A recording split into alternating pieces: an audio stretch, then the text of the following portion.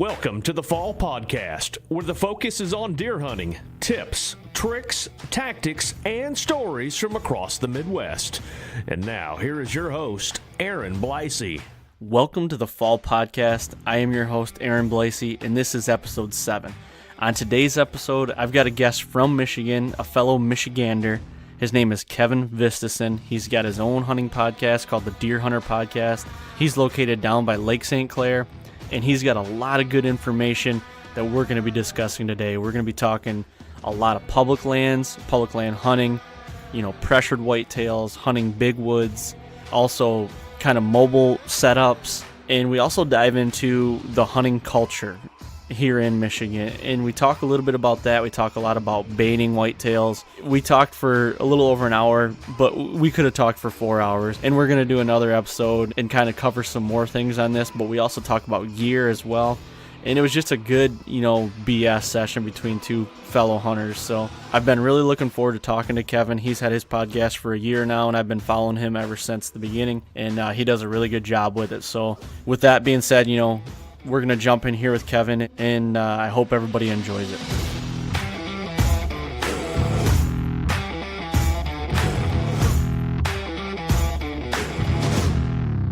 All right, we're back here for another podcast. Today I have the man, the myth, the legend, Kevin Vistisen on with me from the Deer Hunter Podcast.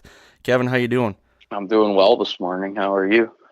Good, man. You and I've been talking here, trying to get hooked up and get a time, and it's 6 o'clock on Saturday morning here, and we're doing this over coffee. I couldn't imagine being anywhere else right now. Yeah, I like it. Usually I, for the most part, I don't want to say get stuck, but the only time that I have to ever do these things is typically on a weeknight after a long day of work, and my brain's not, 100%. So this is nice to be able to actually get up and have some coffee, and it's a great time to talk about deer hunting. So for sure, man. And I just want to say thank you to you. You've had the Deer Hunter Podcast for a year now, and I've been following you ever since the beginning, and this will be episode 7 here, and you've been kind of an inspiration to me on my venture getting into this. I started listening to podcasts like 2 years ago, and it was Mark Kenyon's Wired to Hunt. I think that's everybody's story when you hear it, but he had Mark Drury on one time, and I was going on an out-of-state trip hunt, and I'm like, well, I had 10 hours to go to Missouri, and I'm like, I'm going to listen to this, and ever since, man, I don't know if I've listened to music in the truck going anywhere since 2015 or 16 or something like that, and you've been a big part into what I'm doing, and I really appreciate that, and you guys are doing some good things over there for sure.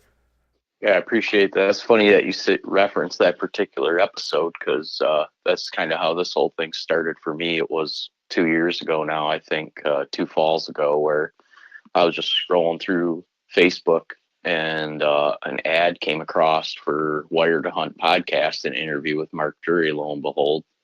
And obviously I didn't know about Wired to Hunt, but I knew who Mark Drury was.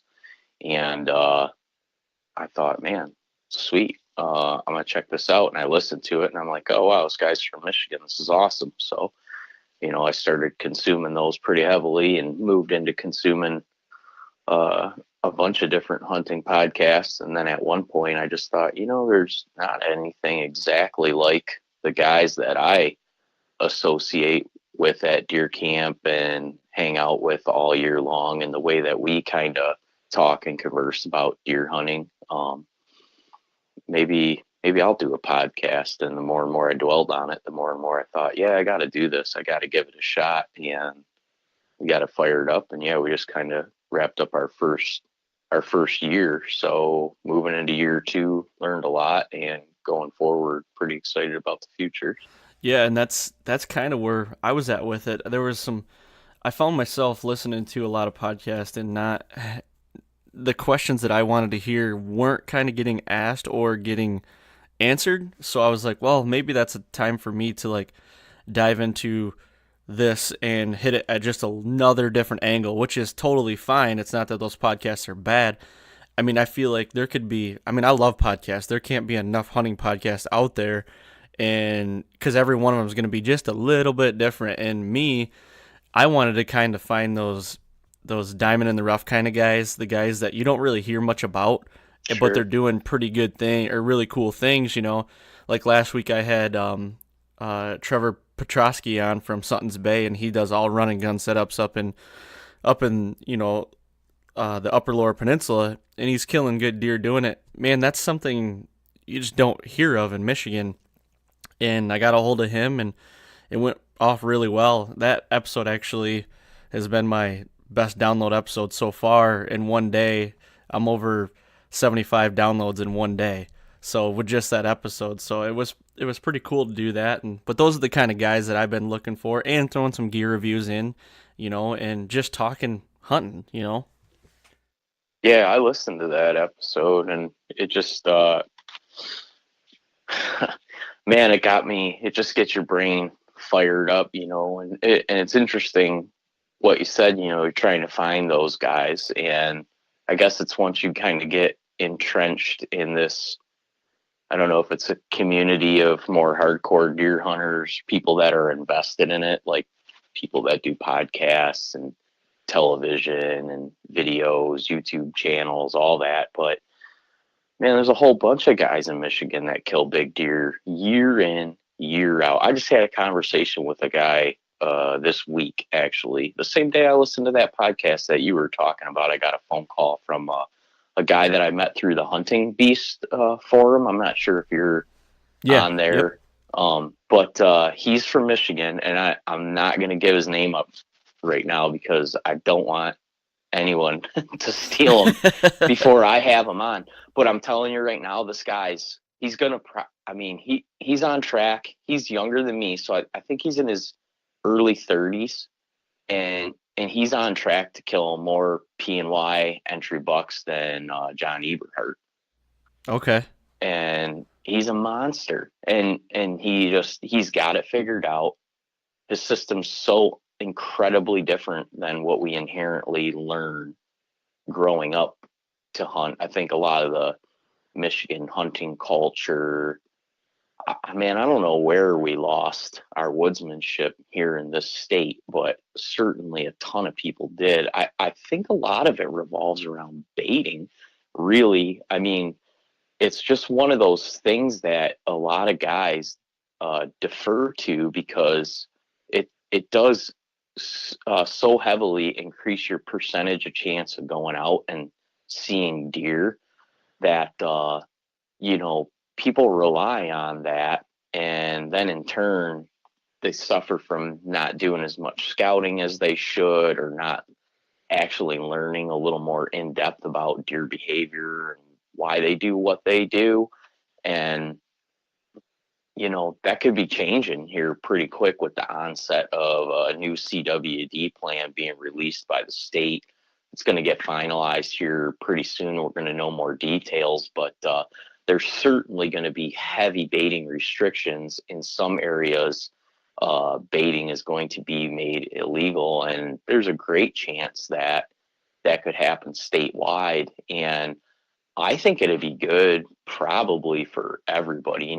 I like throwing some bait out for deer, especially come late season. And if I'm hunting like the big woods up in northern Michigan and I've only got, you know, I could drive all the way up there and maybe only have two sits where, I'm in 100,000 acres trying to pin down and get on a deer. And I've got, literally 4 or 5 hours to try to get it done. If you can get in there a day early and throw out some shelled corn, it's going to just increase your chances heavily to have some deer come through, especially if you're just trying to fill a doe tag, or if you're looking for a 1.5-year-old buck. That's a great way to do it. But then in turn, when you begin to evolve out of that, there's other ways. Baiting is probably the least successful way that you could go about trying to kill an older age class deer. And I think that's a lot of the stigma that this state gets, is that we don't have an older age class deer. Well, I think a lot of us haven't been inherently raised to hunt in that manner, where you could, kill an older age class deer.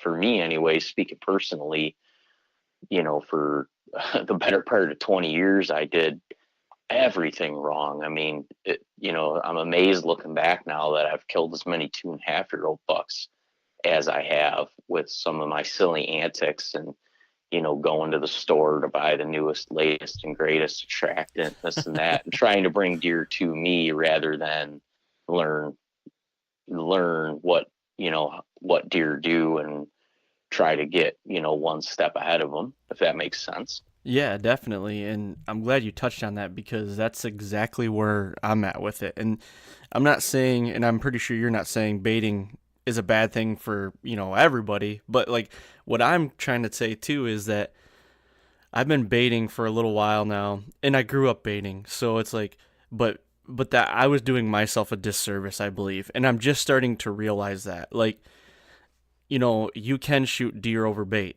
It's happened. Like I've killed a 3.5-year-old over bait here.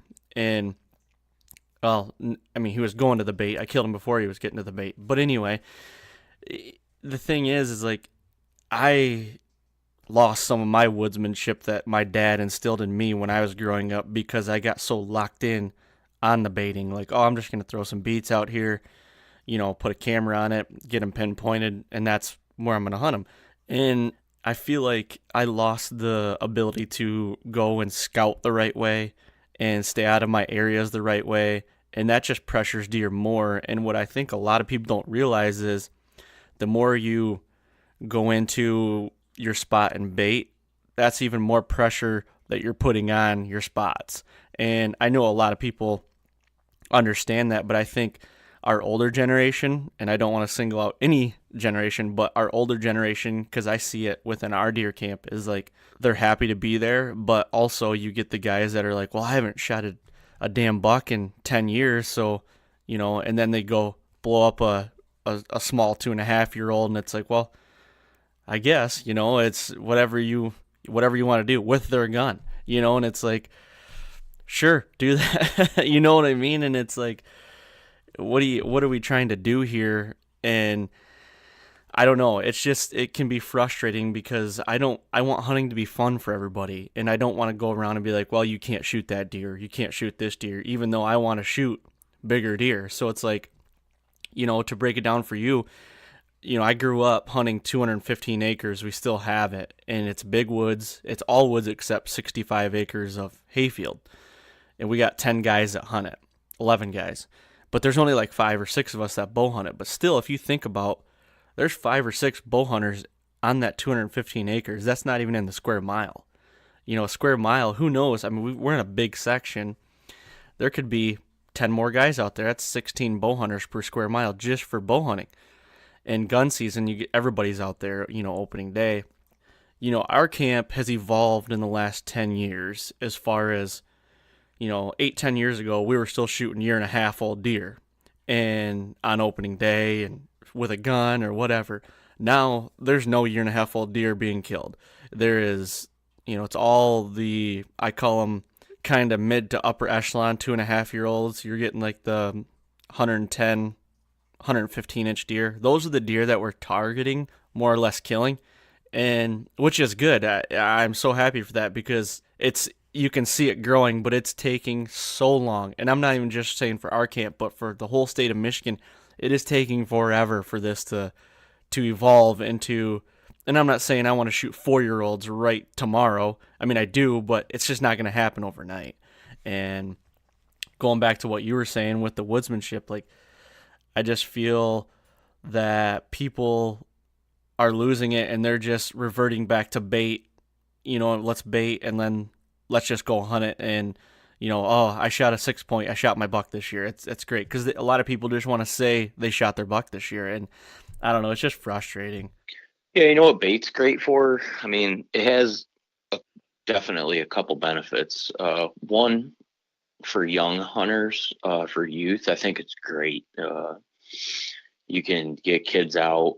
You're typically, if you're sitting over some bait, you're going to have something going on, right? Whether it's blue jays or squirrels, heck, even not for little kids. I mean, for myself or anybody, it's nice to be able to see, some blue jays or some squirrels or some turkeys, something going on to pass the time, or, a young deer that comes in and is, working around in the bait, and you can just kind of watch their behavior and mannerisms and whatnot. But, when it comes to older generation, it's a lot of just, well, hey, this is what I've always done. I don't really know anything differently. And I don't want to, I guess, there's that, the old saying, teach an old dog new tricks. If you're going to relearn essentially how to deer hunt, you're going to have an investment in time. Yes. And it takes, arguably way more work to do it in a different manner if you're going to be mobile hunting, hunting public land, covering a lot more ground. It involves a lot more time scouting. You spend more time scouting than you actually do hunting. So to ask somebody that, goes up to a rifle camp for 1 weekend a year, 1 week a year to, change the way they do everything, you're definitely going to have, some mixed emotions, some backlash, and some people that are going to go out and do the exact same thing that they did with bait, without bait, and they're going to say, well, I'm not seeing any deer. This sucks. I hate this.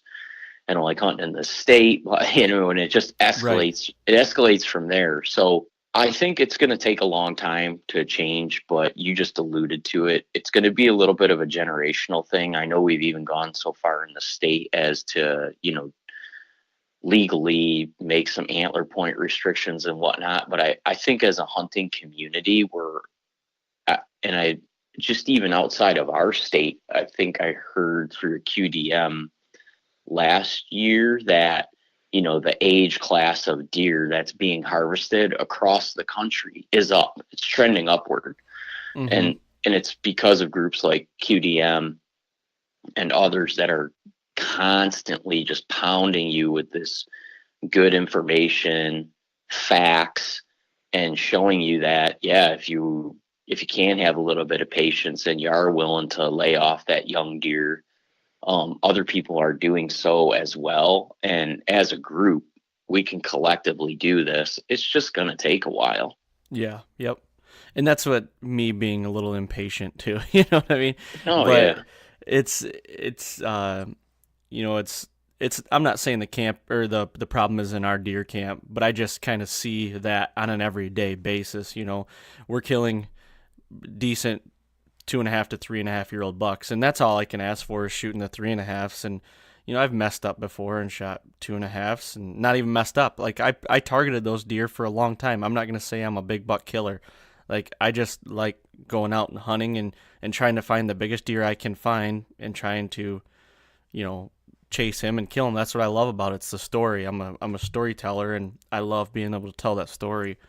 It'll take time, and I kind of alluded to it on the last podcast. My dad was very fortunate. He hunted, grew up hunting the same property I did since the 70s, and he's killed some damn nice bucks out there with a gun and with a bow, and I've seen his progression, move from, shooting the little deer and getting to shooting the bigger deer, and he loves hunting still.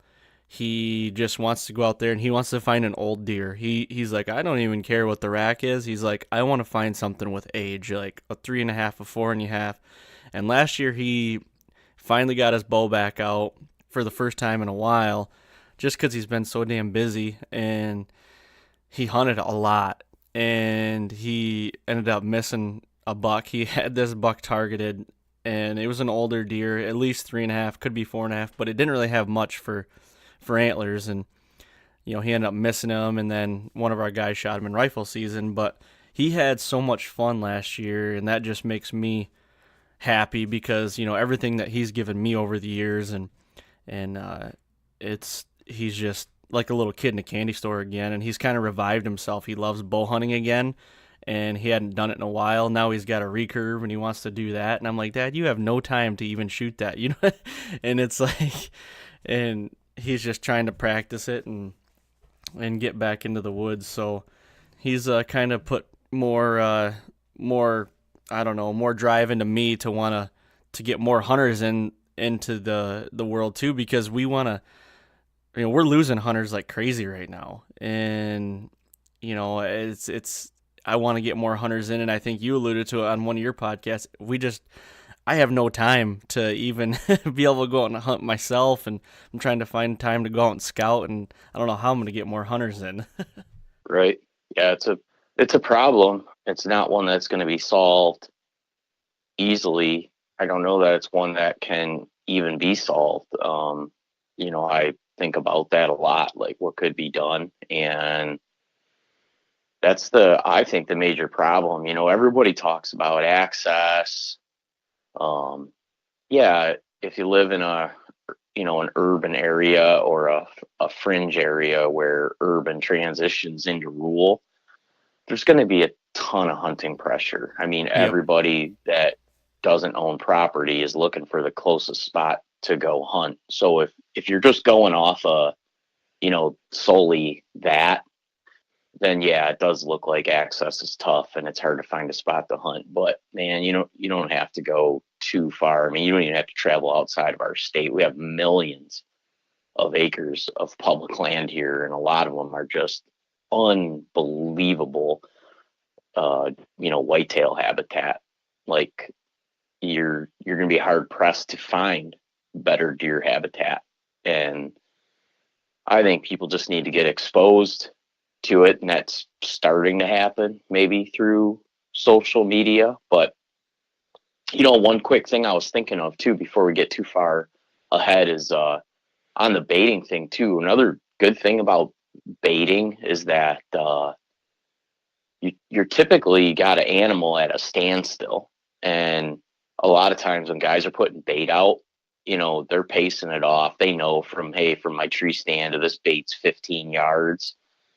And when a deer comes into that bait and it settles down and that's 15 yards, it puts a lot of percentage in your favor that you're going to be able to make a great shot versus when you're not sitting over something like that and you just have deer moving through. And I mean, for myself personally, and I think a lot of people in Michigan know that, we're not sitting field edges for the most part. You're typically hunting in some thicker stuff, and it can be pretty darn hard to get a shot on a deer. And when a deer does come through, you might only have a couple seconds to make a decision, judge yardage, get the right angle. I mean, there's just so many factors. So, Yeah.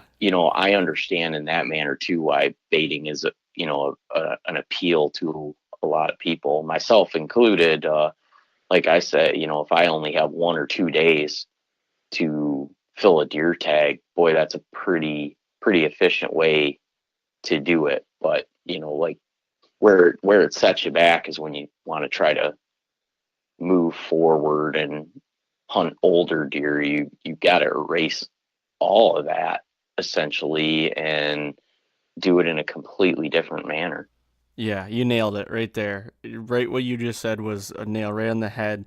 And that's what I'm trying to learn again. I mean, I'm 31 years old now, and I'm trying to learn.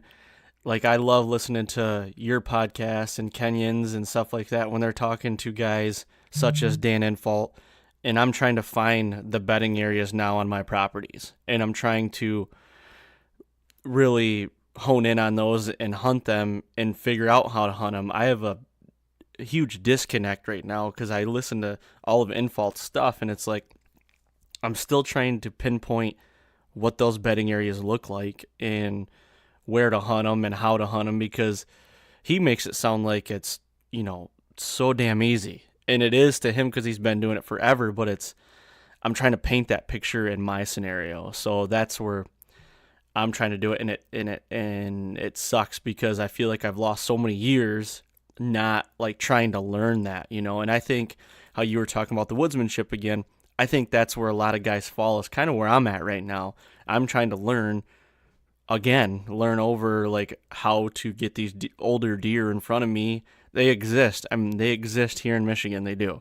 And it's just trying to find them and zero in on them and get an arrow in them, Yeah, absolutely. Yeah, it is. There's a lot of factors that go into it. I would recommend for anybody that wants to hunt older age class deer in a pressured state, be it New York, PA, Michigan, parts of Wisconsin get a lot of pressure. I know the East Coast states get a lot of pressure and have smaller woodlots. That the hunting beast tactics are definitely the place to start. The forum, thehuntingbeast.com, is basically where every guy that is entrenched in hunting older age class deer, that is, there's a couple ways you can do it, right? You can learn deer mannerisms and behavior, and you can play the game with them. Or I mean, you can invest in property, you can manipulate property and make some incredible habitat, and do some, essentially deer landscaping, and you can do it that way. But that's not available to everybody, and I think it's becoming more less and less available to the younger generation, as not a ton of people have the extra funds to go invest in property. So what's left, we have a more public land here in this state than any state east of the Mississippi.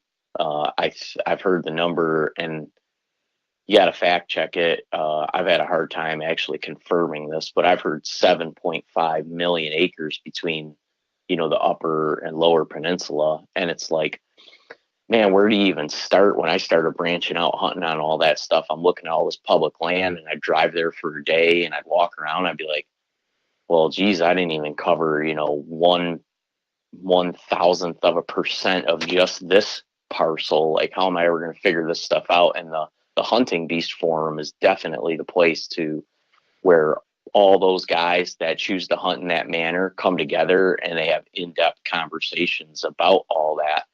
And Dan Infault, the founder, the godfather of the Hunting Beast, the Hunting Beast himself, right, is a amazing teacher. And he's, a lot of guys that have the wealth of information that he has are pretty secretive and pretty reserved about giving it up. And Dan's the exact opposite. He wants to share it with everybody. He enjoys the heck out of seeing people grow. And so you can get on there and learn. And then I would advise anybody, Dan's in Wisconsin, and he travels around a little bit and does them, but every year he does multiple scouting workshops where you can go spend a day with him in the woods. He does marsh ones, swamp ones, hill country ones, farm ones. They're typically done like after the first of the year, when there's snow on the ground, all the way up until like spring green up. He's doing these workshops, and if you can get on that forum and you can see when one of those workshops coming up, and if you and a buddy are willing to drive in a truck, go spend a day with that guy, because it'll just change the way you see and do everything. It's one thing to read it online and read it over and over again, but once you're physically standing there in the woods and you can look around at the landscape and ask questions, man, does it all start to come together. And then you start spending your own time applying what you've learned, and it's going to take a while, but your brain is just going to rewrite everything across your brain about how you approach the woods. I mean, from the second you step out of your truck, from the way you prep your gear, it's been a unbelievable valuable tool to me. And that's kind of where I'm at right now. And I see you guys, I follow you guys, so I see you guys going over to the workshops. That's what it's going to take for me, because I'm the type that I have to see it.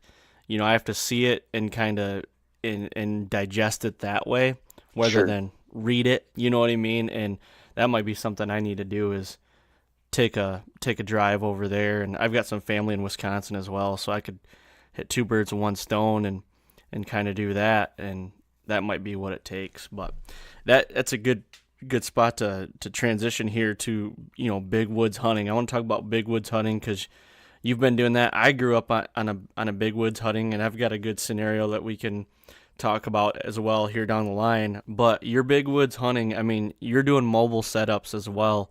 My biggest thing and my question to you is, when you're going into these big areas, what the hell are you looking for? Like, what is sticking out to you saying, gosh, I got to get a stand in here? Like, what's the number one thing when you walk into a piece that, let's say you have never even been on, because we're talking about the public land and everything, you've never been on. What are you looking for that really sticks out to you? Well, it's two things.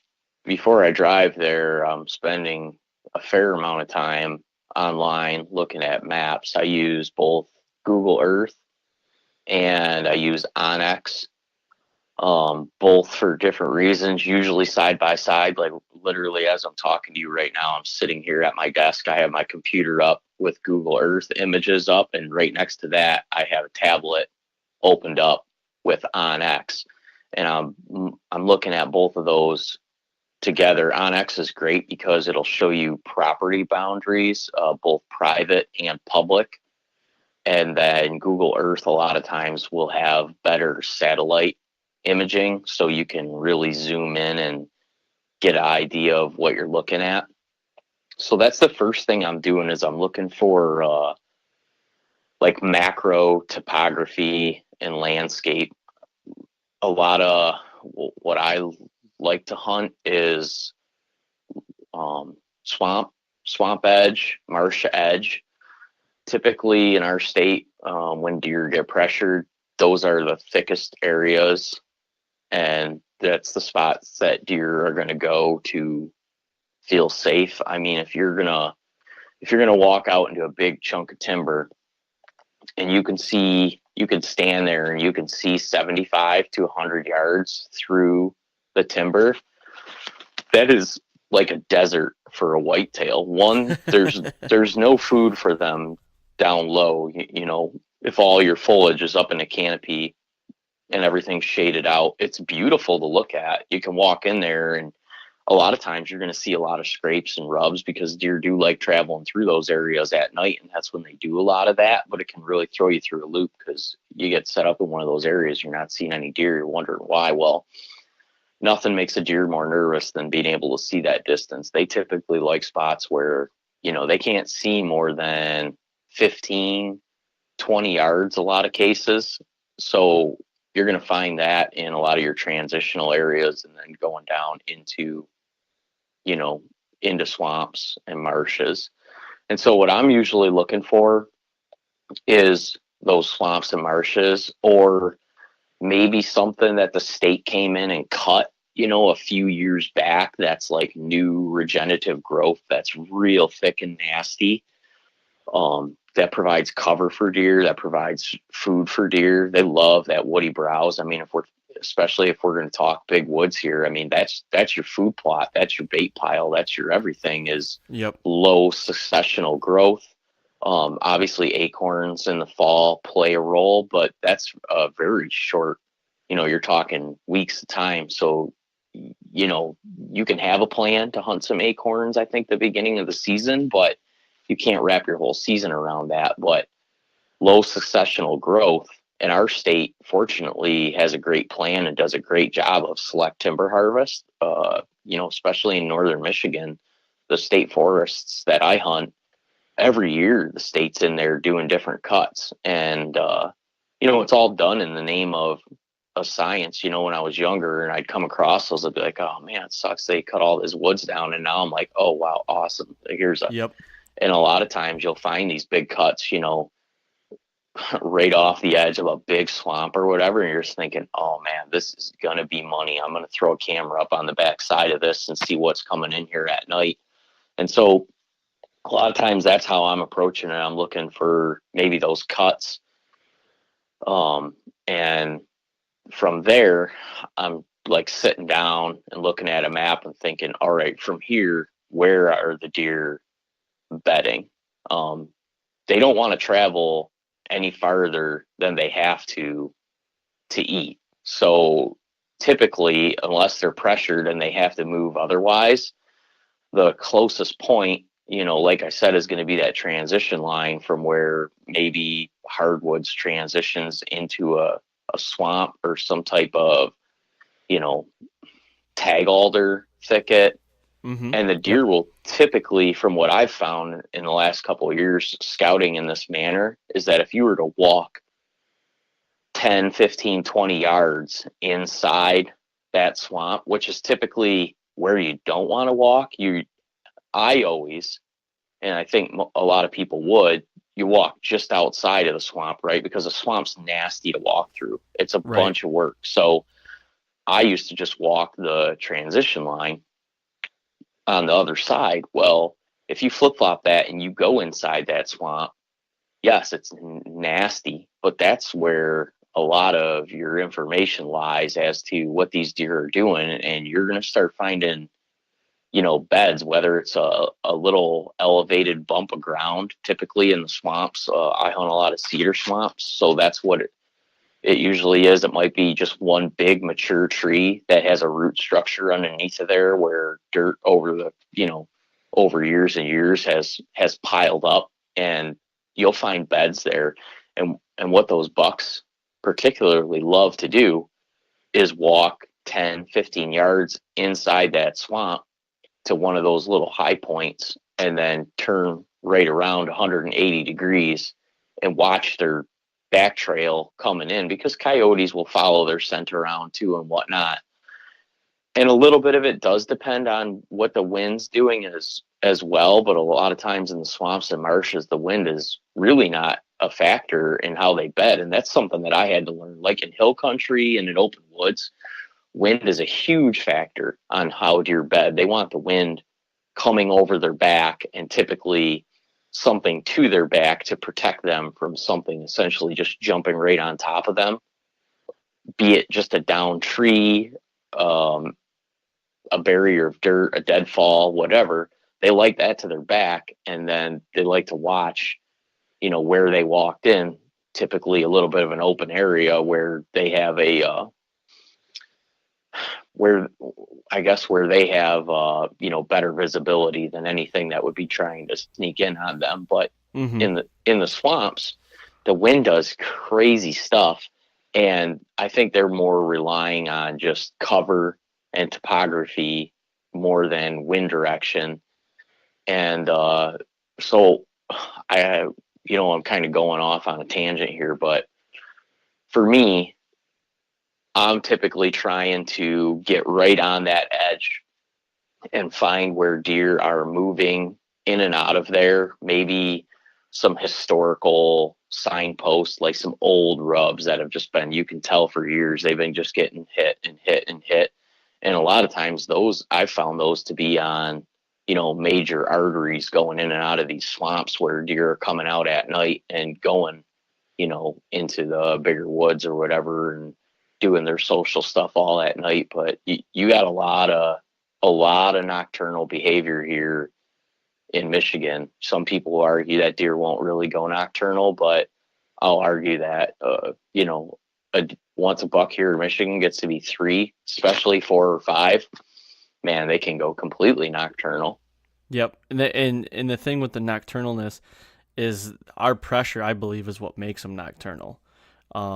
Because, we're so pressured, like we both had talked about earlier, and I've seen it on our farm, a deer all through early October and everything. He's daylight, and then he just vanishes, and he's all after dark the whole rest of the year. All your camera pictures and everything are dark, and it's like, well, what the hell? How'd that happen? And you're kind of, I don't know if I've been naive to the fact that I'm like, well, it can't be the pressure. I'm coming in on the best winds, and I'm so quiet, but he sees me. He knows what I'm doing, and in those swamps that you were talking about, there's so many predators in there that get deer on edge as well, with the coyotes and, up where you're at, but where you hunt. I mean, there's a lot of bears up there, and the bears are starting to move even closer down or farther down here in the southern Michigan. And so, I mean, who knows what could make them go nocturnal, but I feel like it's more pressure based in my eyes,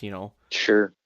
Yeah. Here's another thing too that I'm thinking a big thing that changed a lot for me is slowing down, giving yourself time. I always used to be in a rush to get to my tree, get out there in the morning, hurry up.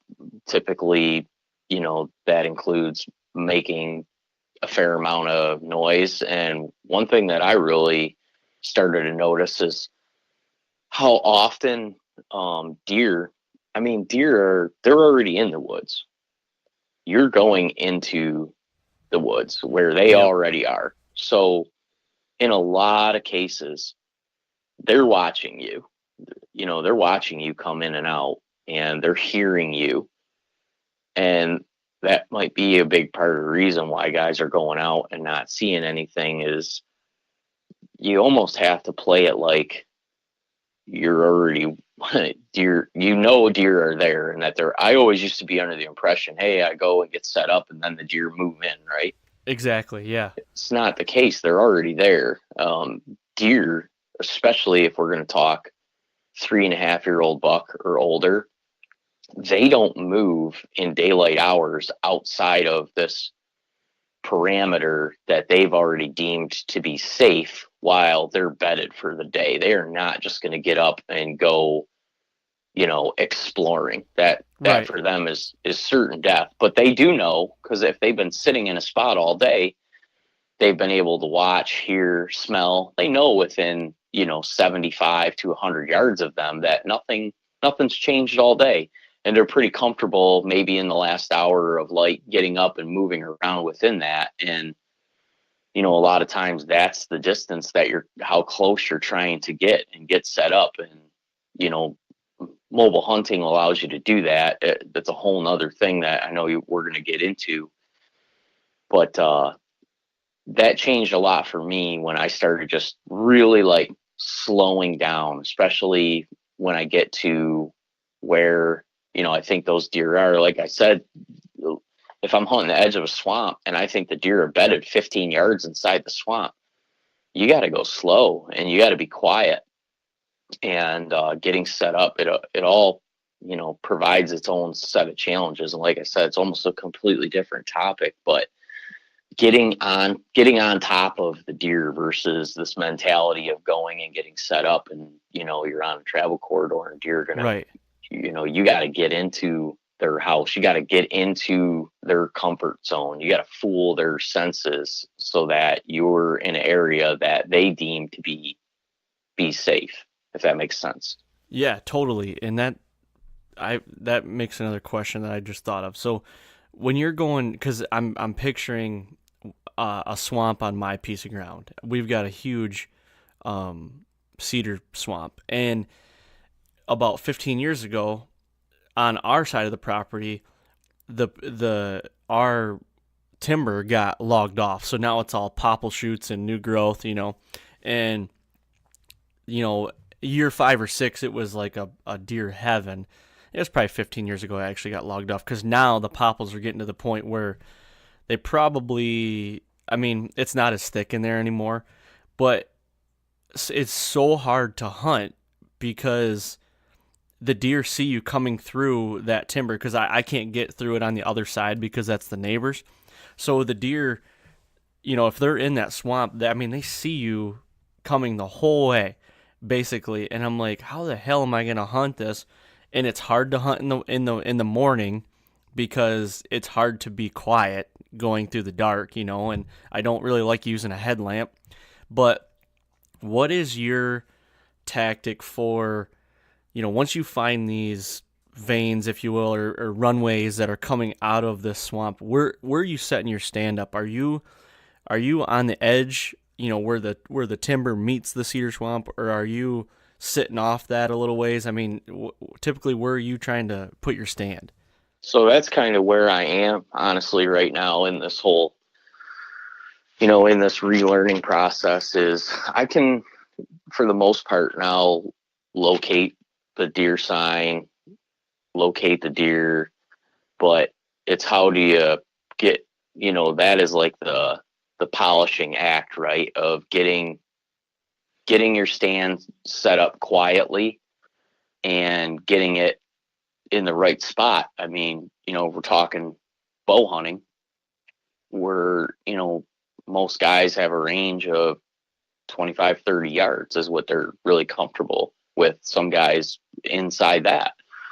So you really got to pick the right tree. And I'm still learning, but obviously for the most part, paying close attention to wind direction. In the spring, when I'm doing my scouting, I'm climbing some of these trees. Basically, I say prepping. I'm not really doing much prep work aside from actually climbing up the tree and figuring out if I need to be sitting at 12 foot, 18 foot, 22 foot so that I have the visibility that I need. Because when I go in there in the dark and set up, the last thing I want is for the sun to come up and for me to see, oh, wow, this is an awesome spot. However, I can't shoot more than 10 yards. I don't have any lanes. I don't have any clear visibility. So in the springtime now, when I'm scouting, I'm taking sticks with me and getting right up in the tree. And I won't, revisit that spot until I plan on hunting it. And I'll have, like right now this year, when I go up north, I probably have 24 spots marked and pinned on my maps. And it'll just depend on what the wind's doing. I mean, you got to play the game. If you're going up for a one weekend hunt, you're going to kind of be, there's a guy like John Eberhart who has a completely different method, who goes through unbelievable lengths of effort to beat the wind. And he's been extremely efficient at doing so, but his system is a whole completely different thing. And I don't have the time really to be invested in that. Maybe at some point in time I will, but for now I'm just a slave to what the wind's doing. And so, I'm looking at the wind when I get into those areas. Also, I'm verifying that wind the whole time. I always used to use the the powders, talcum powder or whatever it be to check the wind. And now I do, anybody that is on the Hunting Beast forum will know it's a big thing that all the guys use is milkweed, the milkweed pods that you can find right in the ditch. I don't know if that's anything you've personally played around with, but you can drop those little pieces of milkweed, and in some instances those things are like lighter than air and they will just float around, and you might watch your wind go back 20 yards and then turn and come back and go straight out in front of you. It's pretty crazy what wind does when you really start paying attention to it. But that's a huge factor. I used to just look at the Weather Channel and say, oh, northwest wind, I can go sit here. But now that I'm paying attention to that, a lot of times I'll know what a northwest wind is going to do on this swamp edge. Temperature plays a part in that too. There's a huge thing to learn about thermals, especially when you're hunting alongside a swamp, when you're having air temperatures that are heating and cooling, and how the air draws and pushes in and out of the swamp. So that is it's like a whole class in itself to learn that. But I'm paying attention to wind. I'm using milkweed for the most part when I'm going in, when I'm getting set up, and I'm monitoring that. And then I'm just trying to pick an established travel corridor or something with the topography that I know is going to funnel deer. If they're coming out into elevation, a lot of times, you're looking for that military crest, like the 1/3 down the hill, essentially from the top. Deer love to move that. It's going to be a whole, like I said, that's kind of where I'm getting to at this point this year. I can find these spots pretty good and get on deer, but it's that pinpoint, that last strategic move to put you within bow range. And I gun hunt too. And for me, in the last couple of years, I've had a lot of success gun hunting because I'm still not right there where I can get right in the exact perfect spot, but I can get myself, to where now with a shotgun, I've got 60, 70 yards of coverage, and that's worked out in two circumstances for me. Last year, I put myself in a position to be able to take two, pretty nice bucks last year, doing the same things that we're talking about here, but with a gun, it just kind of stretches you out a little bit. So that's what I've been kind of reading, I guess, in with Dan Infalt, is like he's getting right on top of these buck beds, like so close, and like 40 yards and in, and I'm like, how the heck is he doing that? Like he's just an animal, and he's not even, I mean, the way I've kind of been reading and listening and watching his stuff, he does it even on private land too, because he does do some private land hunting as well, doesn't he? Yeah, he does. A little bit, not a ton, but yeah, a lot of the stuff that he's hunting is so thick that the deer where they're bedded, they can't see more than 10 yards. So 70 yards seems like quite a long distance when you're actually like standing in those spots and you're seeing it firsthand what he's talking about. When you hear somebody say, oh yeah, I got within 50 yards of a bedded buck and got set up, a lot of people are skeptical and say, well, how is that possible? But when you're physically standing there with him and he shows you, you're like, all right, well, that makes sense, because yeah, it's so thick in here that provided that you're quiet, the deer can't really, see you. And a lot of times he's only getting up in a tree sometimes 6, 8, 10 feet, because he doesn't want to climb 20 foot up and get skyline where a deer could see him. So he's just relying on the fact that he's quiet enough to get in there, get set up, and where the deer are going to be getting up out of their beds, and it's typically right at last shooting light when the deer have even moved that 50 yards, 70 yards to him, where he'll have an opportunity to close that distance. But here in Michigan, I think it's even more amplified, because a lot of these deer, like I got on a couple nice bucks 2 years back, they don't even stand up out of their beds until 15 minutes after dark. I'll stay in my stand and typically like listen and monitor all the traffic of the hunters that are going in and out of the woods. You can hear the car doors opening and closing and people starting to drive up and down the roads. And a lot of times once that traffic clears, you'll hear a deer stand up, that's been bedded.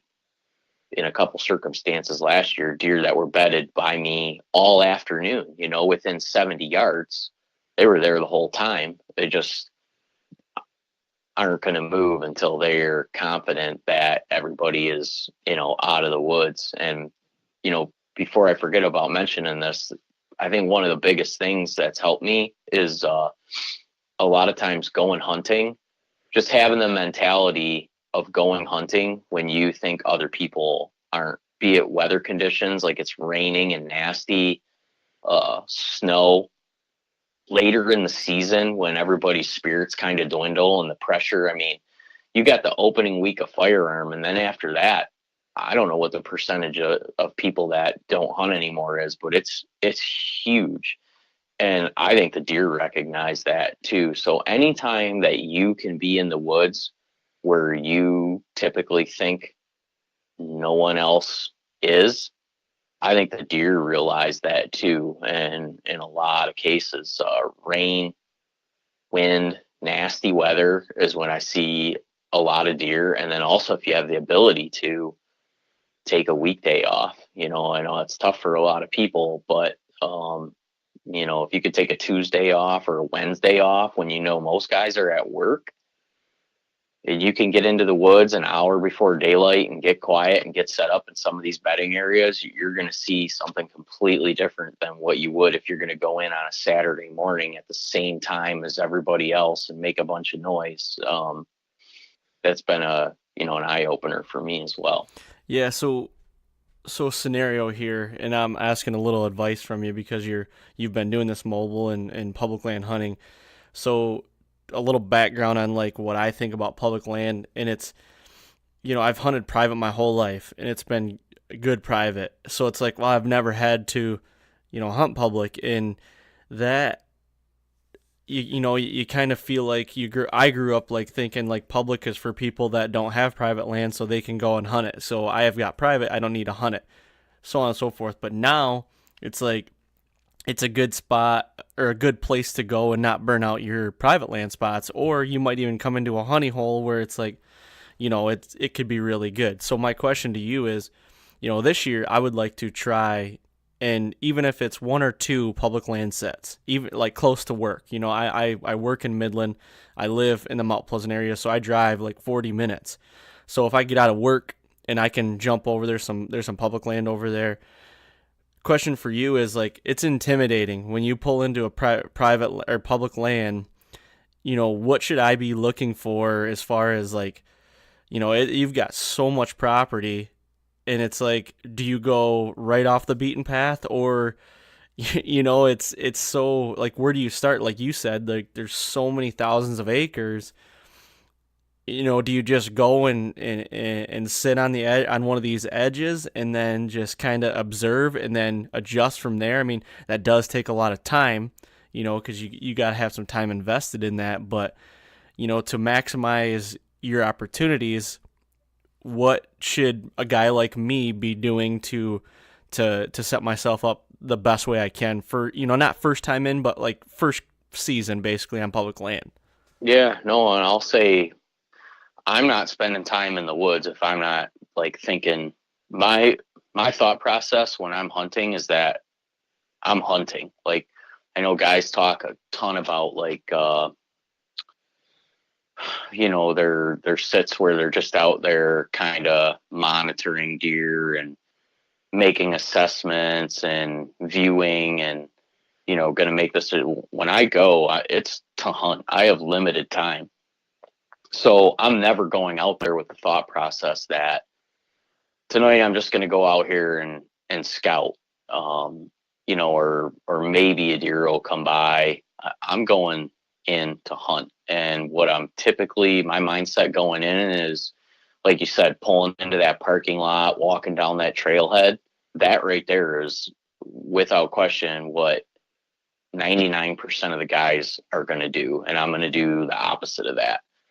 So a lot of times I'll park at the parking lot, and maybe that's your only parking option. So, okay, that's what we're going to do. But I'm not even going to walk down that trailhead.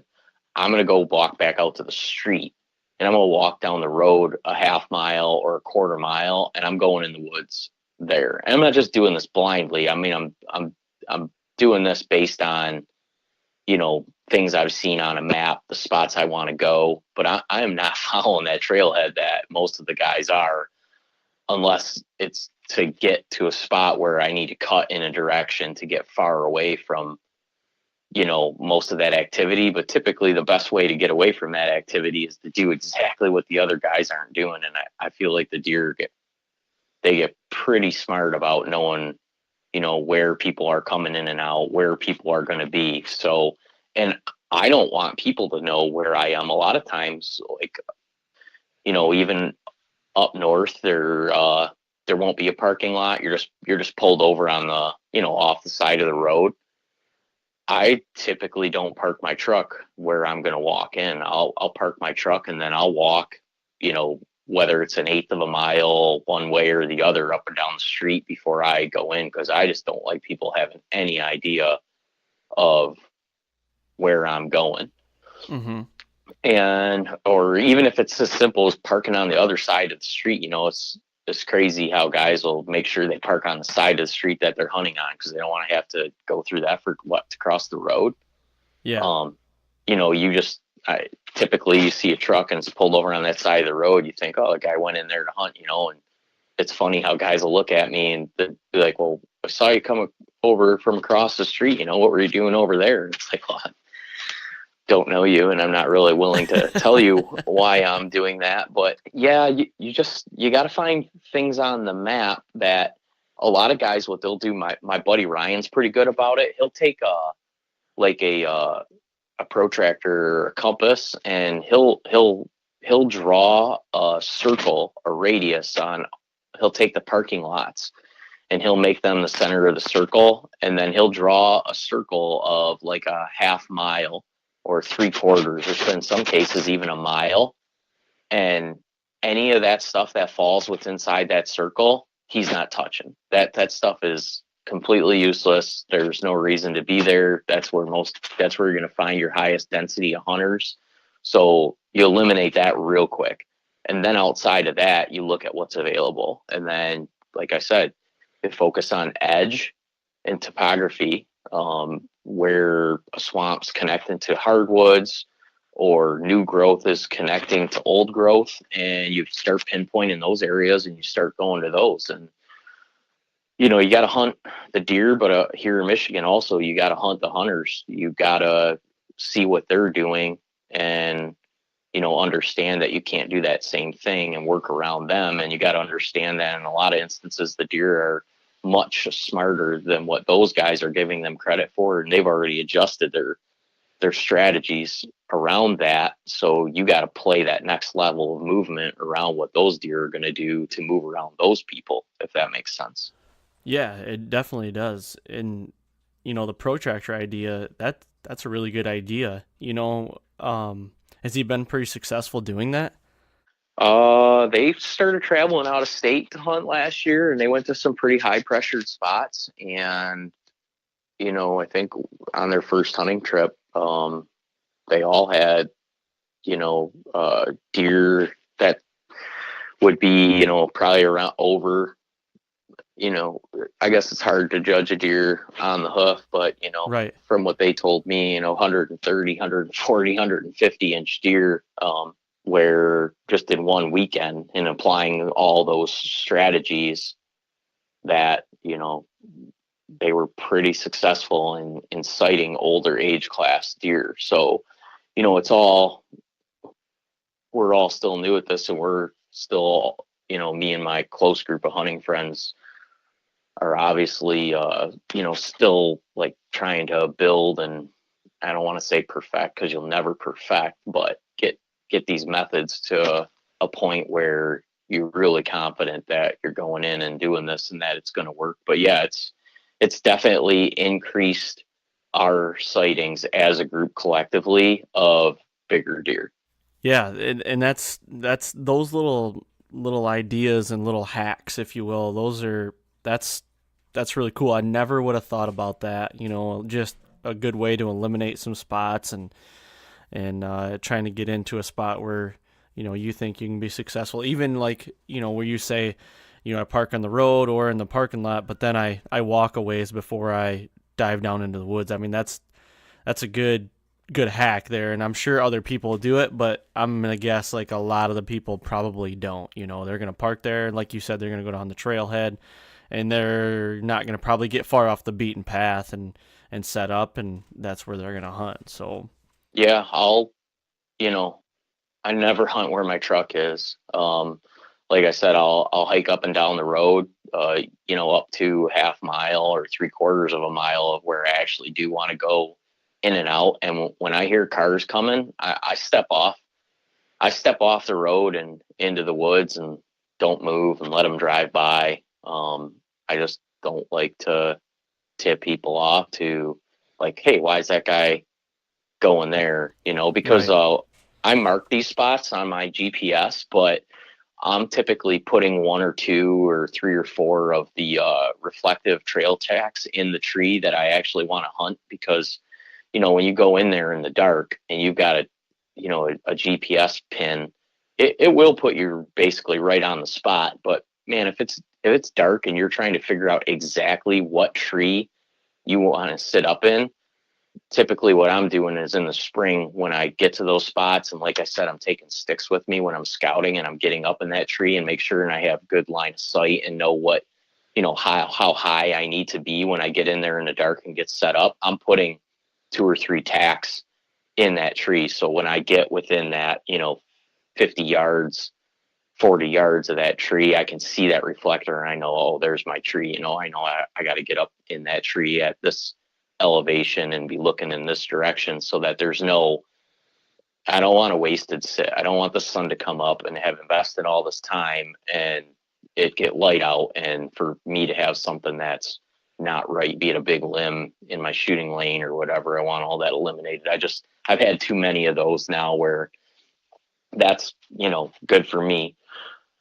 And, those tacks are always, they're a double-edged sword, right? They get you to where you need to be, but they also tip other people off too if somebody's hunting in this area and whatnot. Typically, I like my spots to, if somebody was going to walk through, they'd have zero evidence that anybody's been hunting here. And yeah, another thing is the timing on public land. I really think that's huge. John Eberhart talks about it a lot, about getting in the mornings, like an hour, being set up and quiet, 90 minutes to an hour with no exception before even the crack of daylight, before you can even start to see. So, you know, depending on how far you're going, how long it takes you to get your stand set up, you're really getting up early in the morning. But what happens is, if you're getting into these bedding areas before the deer are coming back to bed, you might, if you get in there an hour or 90 minutes before sunup, you might just beat these deer back in there, because a lot of cases they're coming in there at that, around that same time, or they're at nothing else 30 to 15 minutes before daylight is when they're coming back into the bedding areas, which is exactly what everyone else in the woods is doing. So now, if I'm taking things seriously and I'm doing my due diligence, I'm sitting at least an hour before daylight, and I'm watching headlamps going in and out of the woods. I'm hearing car doors open and close. And in a lot of circumstances, then I hear footsteps of a deer, that got bumped from that area coming to where I am. And that deer may or may not bed down right within, but a lot of times now, the sun will come up and the sun will be up for an hour or two. It might even be 10 o'clock in the morning, and boom, a deer will stand up 40 yards from me that's been bedded there all morning that I haven't even seen, because I beat it back into that area. And the other part of that is staying later.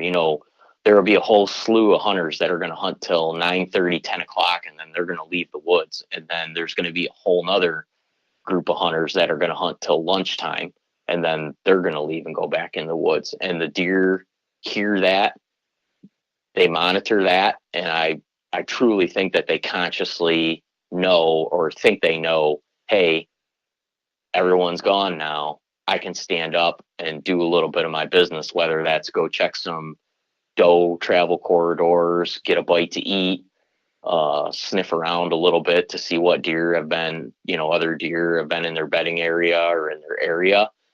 They typically don't just lay there all day. They will get up and do a little bit of moving around. And I really think that they're monitoring with their ears and eyes when, for the most part, they're confident and comfortable that, hey, everybody's gone now. And I see a lot of deer from like 10 to 1, 10 a.m. to 1 p.m. I see a lot of deer. And in the evenings too, getting in there an hour before everybody else does. If everybody else is going to be going and sitting at 4 o'clock, try to get out there at 2:30 and get set up, because people are going to bump deer around when they go in and out of the woods. It's pretty unavoidable, and you want to be in the spots where the deer are going to go to when those people bed them or when they bump them. Yeah, and that's all great information. I mean, that's just the things, like, you're talking about the extra things, it's, you think about it and it's like, well, I don't want to walk across the road, even though it's like 10 feet to walk across the road. Like stuff like that, like people just don't want to do. But if you do the little extra things, like you said, getting in early, staying a little later, like that's going to pay dividends, I believe, in the long run. And that might be the difference you need to killing that buck that you want, So like you said, you're not only hunting the deer, but you're essentially hunting the people as well, and you're using the people to your benefit. You're trying to, anyway. Yeah, and if you're willing to pass up a little younger deer, one thing I've really noticed in the last couple of years is, my impression always was that during the fall, especially when the bucks are rutting, they don't want anything to do with one another. They're all in their separate areas. And if they were to come across each other, they're fighting and not, I haven't found that to be the case at all here in our state. There's just not enough mature deer where it's a major issue. The mature deer in the area knows that he's going to breed the does. There's not this competitive fighting all the time. And for that manner, typically, I've found that a lot of bucks are still somewhat hanging in bachelor groups all through the fall. As I've been able to get a little older and pass on deer that I wouldn't have passed, it's amazing to me now how many times I'll have like a 1.5-year-old 6-point come through, or, a basket rack 8. And then what do you know, 5 minutes later down the same trail comes, a bigger buck, a 2.5-year-old, or even a 3.5-year-old. And this has happened to me in a couple instances now.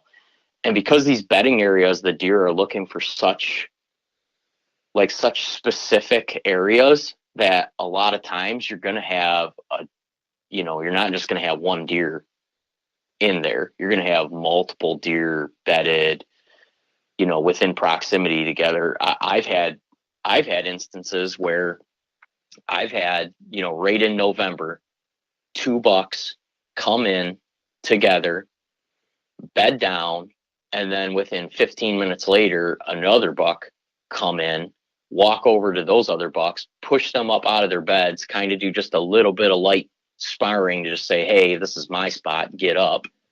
And those deer just stand up and move 20 yards and lay back down, and the bigger deer lay down in the bed that deer was laying down. They share these areas, and socially they know who's who, or they'll sort it out pretty quickly, but they're all kind of still hanging, I think, in the same area. So I guess what I'm getting at is, if you have a young deer like stand up out of a bed or milling around in an area, don't just think that it's the rut and there's not going to be any other bucks, around, because this buck is here.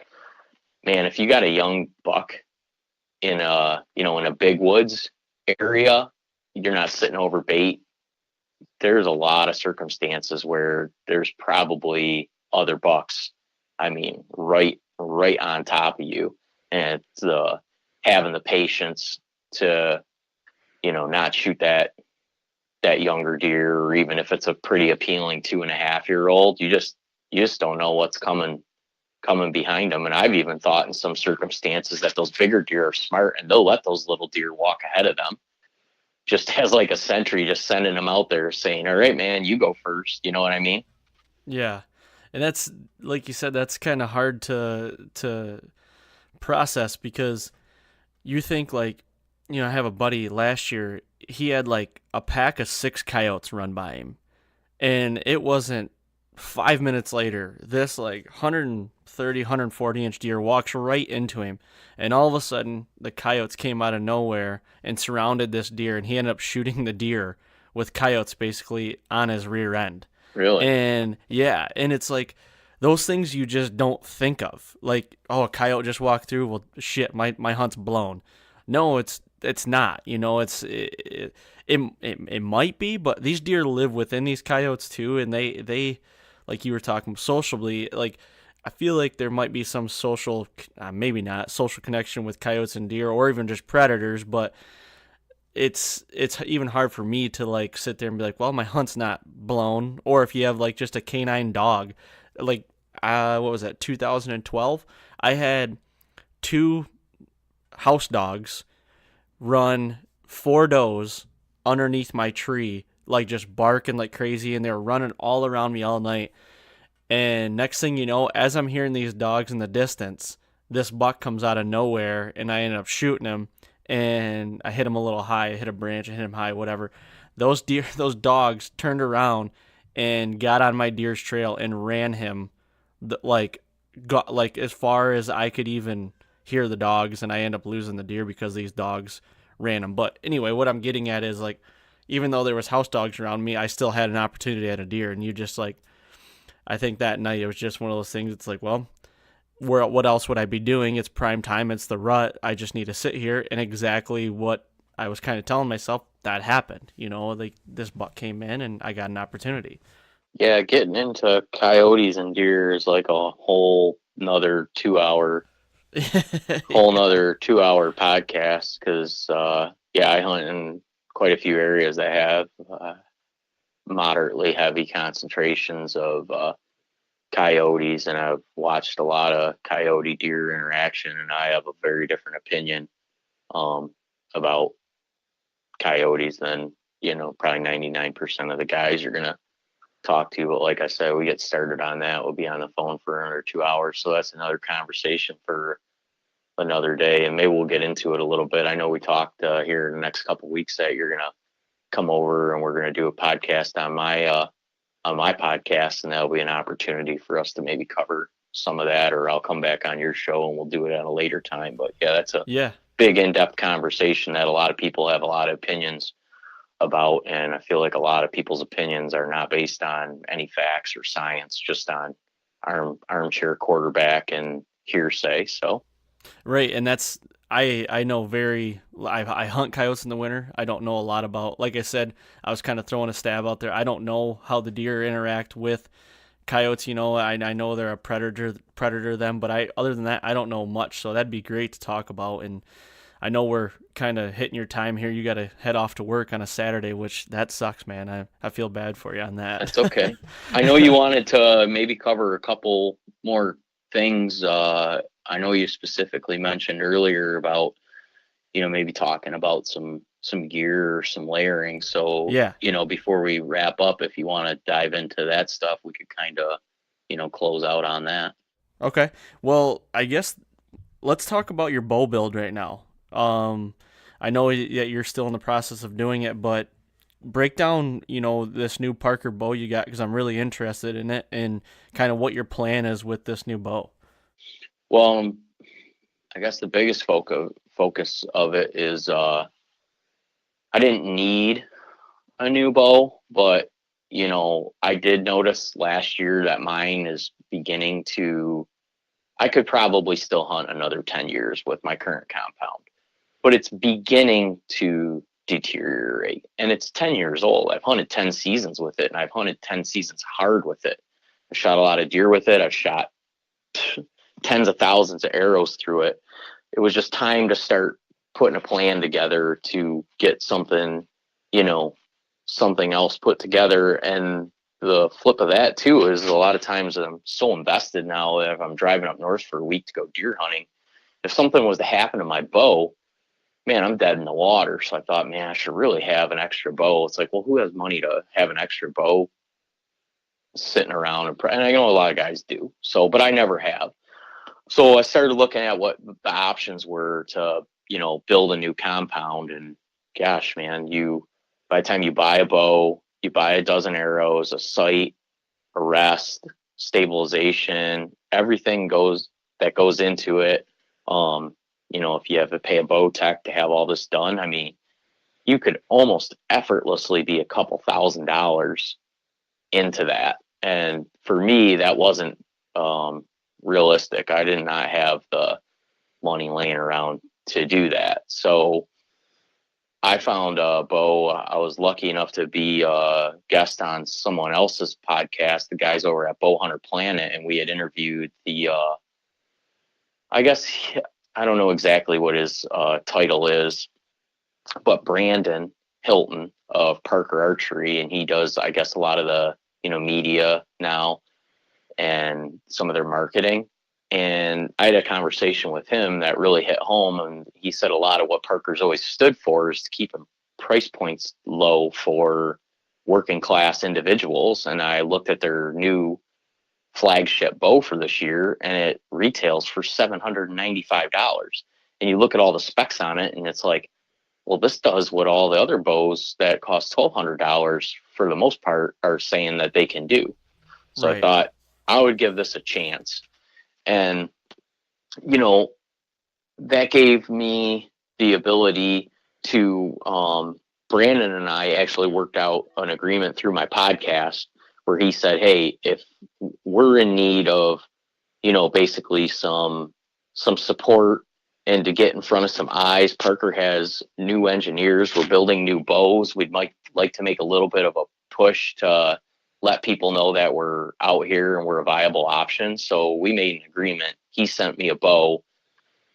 I'm just starting to put it all together right now. But essentially, primarily what I'm trying to do is see if for a a small fraction of what it would cost me to buy all the latest and greatest, most expensive stuff. If I can put a bow together that will compete with bows that can do all that for a fraction of the cost. So right there, that's pretty much what I'm doing right now. I just got my wife's bow set up. She also got a Parker bow, which is a pretty nice bow. It's a great option for a youth or a female or anybody, because it has, without a press, you can adjust the draw length from 15 to 29 inches, I believe, and from 20 to 70 pounds.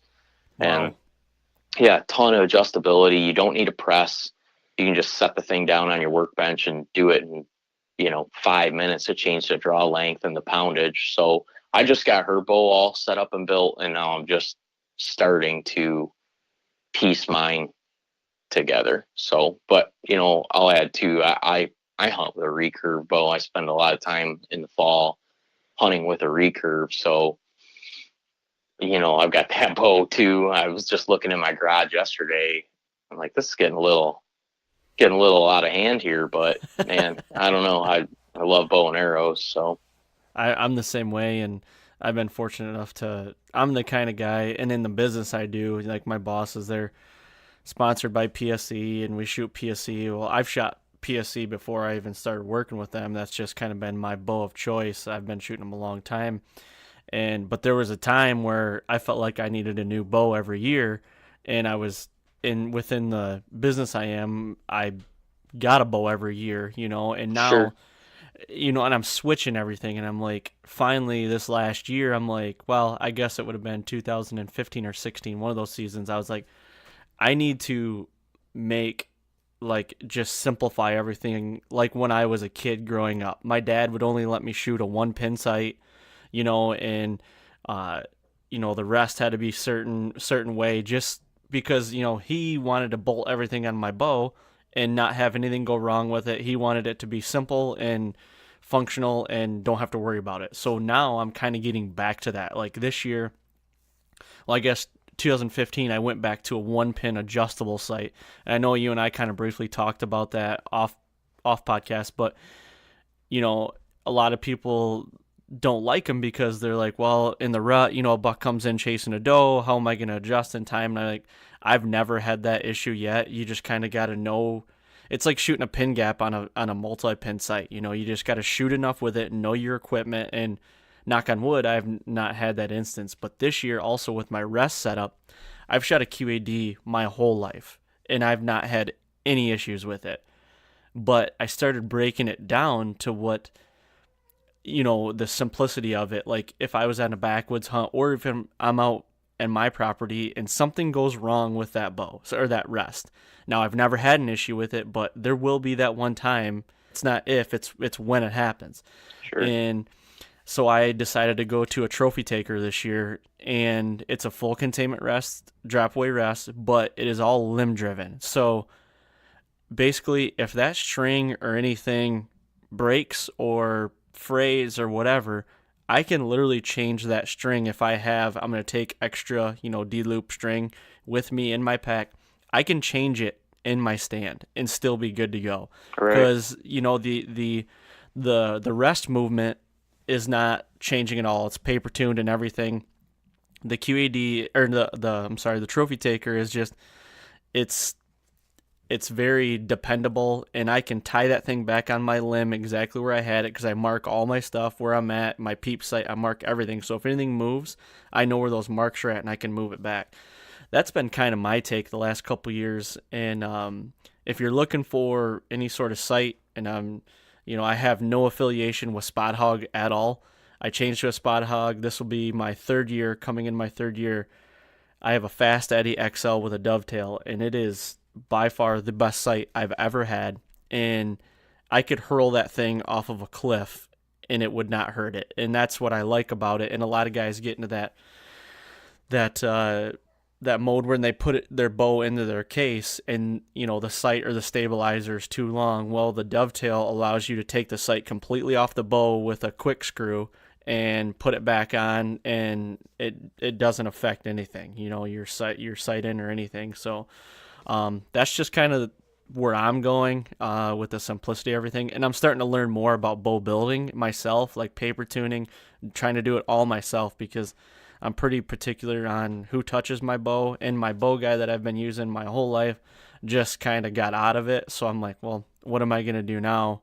So that was a good opportunity for me to start learning it and doing it all myself. So Yeah, I'm between a spot hog and I've had real good luck in the past with HHA products. So I'm yeah, kind of going back and forth on both of those right now. But yeah, I haven't built a bow in 10 years, so I haven't paid attention to what's out there really. But yeah, I recently started looking and I'm like, oh my gosh, man, you gotta get committed to researching some of the stuff and talking to people because the amount of options that are out there is just absolutely insane. But I just want something that's going to perform, something that's going to be durable. I do a lot of hiking. A lot of times I'm going through some nasty swamp and marsh where I had one hunt last year where I fell like I'm hard 4 times just getting in. holy crap. Hard where like I actually was hunting with my brother. We were hiking in together in 4 circumstances. He's like, dude, are you okay? And it's like, yeah, I'm good. And my reaction when I'm going down is to always whatever I got in my hand, be it a bow or a gun, like make sure that that's safe, Yep. Yeah. which a lot of times I'm landing on my head, my face, whatever, it's taking some bad spills. So my gear gets beat up a little bit. And so I definitely need something that's really durable. So, a lot of times some of that stuff that has dials and switches and this and that is unappealing to me because it just looks like, mechanically, anything mechanical has the ability to fail. So Right. Yep. the less and less of that stuff that I have give the opportunity to fail, the more and more confident and comfortable I feel with it. So yeah, it'll be interesting to see how this thing comes together, but I should have it put together here in the next couple of weeks and get back to shooting, and I'll be pretty excited about it. So Yeah, for sure. I want to track one of those bows down and shoot it and see how it shoots. Just 'cause yeah, I'm very hopefully interested. I'll have it done by the time me and you hook up, and we can do exactly that.